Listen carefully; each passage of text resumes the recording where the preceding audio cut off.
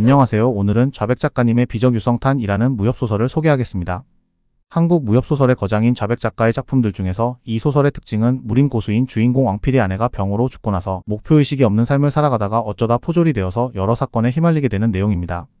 무료 분량의 줄거리를 살펴보겠습니다. 주인공 왕필은 병으로 죽은 아내 연을 잃고 슬픔에 잠깁니다. 오랜 시간 그녀와의 삶을 위해 모든 것을 바쳐왔던 그는 아내의 육고를 자신의 몸에 담아 마지막으로 그녀를 기리게 됩니다. 이후 삶의 목표를 잃은 그는 방황하며 목적 없이 강남으로 향하는 배에 몸을 싣습니다.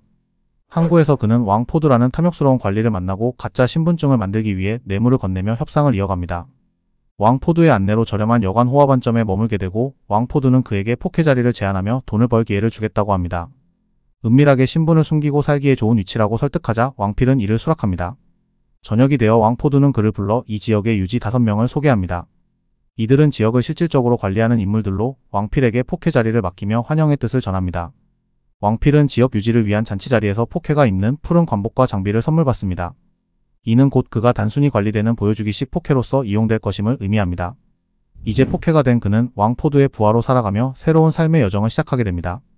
다음날 왕 포두와 함께 대포두 경화생을 찾아가 형식적인 인사를 마친 왕필은 경춘방 내 태평호동을 담당하게 됩니다. 왕 포두는 왕필에게 이곳이 항주에서 두 번째로 좋은 곳이라며 자부하지만 실상은 왕 포두와 다선 유지들이 자신들의 이익을 위해 왕필을 이용하려는 속셈을 드러냅니다. 왕필의 전인 포케가 죽었다는 사실을 들으며 다소 의구심을 품지만 왕필은 상황을 지켜보면서 자신의 포케 자리에 대해 다시금 생각하게 됩니다.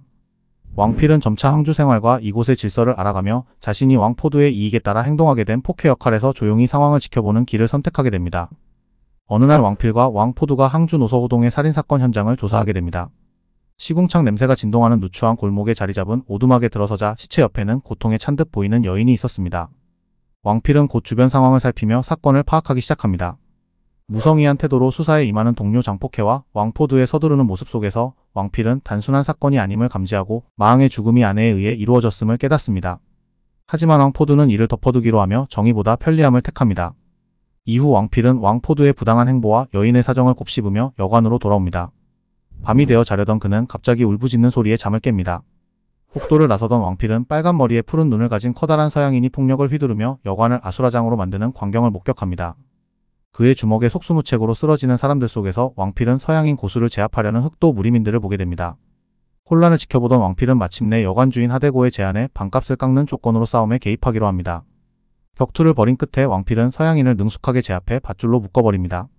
흑도 무리민들은 포승에 묶여있는 서양인에게 잔인하게 폭력을 행사했는데 왕필은 그 장면을 보다 참지 못하고 이들을 제지합니다.